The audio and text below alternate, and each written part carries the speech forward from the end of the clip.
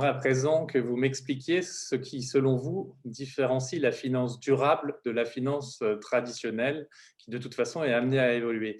Et si je veux me montrer un peu polémique, n'y a-t-il pas une part de greenwashing et aussi, et c'est peut-être le plus gênant, de chasse aux subventions, les subventions vertes, dans le mouvement communément appelé finance durable? Professeur, si vous voulez entamer. Non, mais sans polémique, on se rend parfaitement compte qu'il y a une partie de greenwashing dans certaines initiatives du secteur bancaire. Il y a pléthore de produits, de fonds, de gestion qui sont pour le climat, pour l'eau propre, pour tout ce que vous voulez. Il y a donc certainement un effort à introduire des normes, de mettre un peu de l'ordre dans ces multiples initiatives. Traditionnellement, la finance a trois fonctions, c'est assurer le trafic de paiement, c'est presque un service public, si vous voulez, délégué à des banques. Et cela a connu une évolution sans précédent avec des nouveaux moyens de paiement, avec maintenant les bitcoins, avec d'autres formes de techniques informatiques, où on peut même rêver un peu dans le sens où bientôt on n'aura plus besoin des banques, plus d'intermédiaires financiers, puisque la technologie permettrait peut-être de régler ces liens entre acheteurs et vendeurs pratiquement sans intermédiaire. Mais la finance traditionnelle a la gestion portefeuille qui se prête particulièrement bien à le développement d'une finance durable, mais aussi cette banque d'investissement qui est au fond orientée vers des fusions d'acquisitions, vers aussi des choix stratégiques pour accompagner le changement structurel qui est le caractéristique de toute l'économie.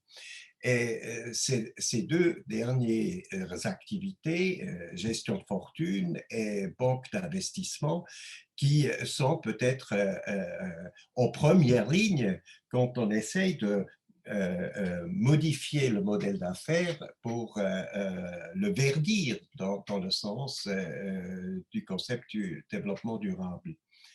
Vous voyez très bien la difficulté conceptuelle, c'est effectivement de trouver une expression qui crée un dénominateur commun pour réunir ces trois dimensions du développement durable, rendement financier, rendement écologique et rendement sociétal sous une seule forme capable d'être opérationnelle.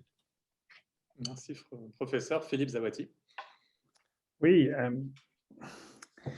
je partage complètement ce qui a été dit. Je crois qu'une des façons de poser le sujet, enfin moi, quand on me demande ce que c'est que l'investissement responsable, je réponds que dans investissement responsable, le mot important, c'est investissement.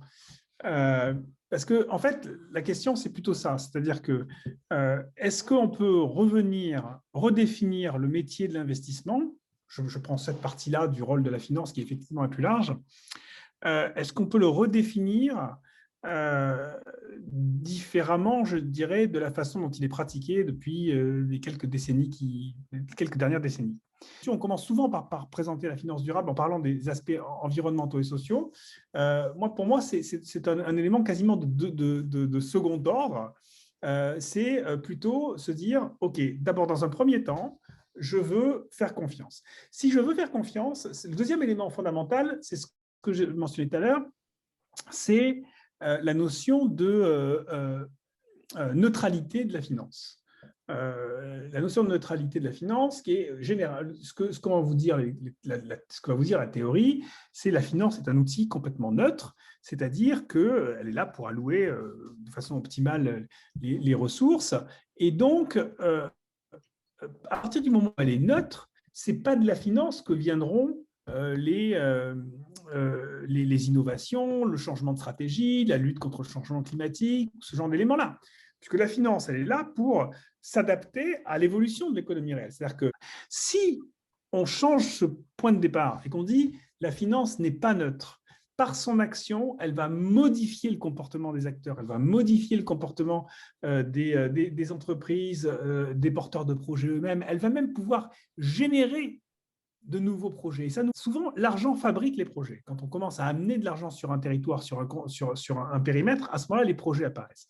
Donc, si on dit que la finance n'est pas neutre et qu'elle a un impact à faire bouger en fait, le fonctionnement de l'économie, alors ça implique d'emblée, en retour, une responsabilité pour les acteurs financiers. Si vous êtes neutre, vous pouvez être irresponsable. Si vous n'êtes pas neutre, à ce moment-là, vous avez une responsabilité. Et donc, une responsabilité, ça implique d'avoir une responsabilité pour l'intérêt général et donc de se soucier de l'intérêt général.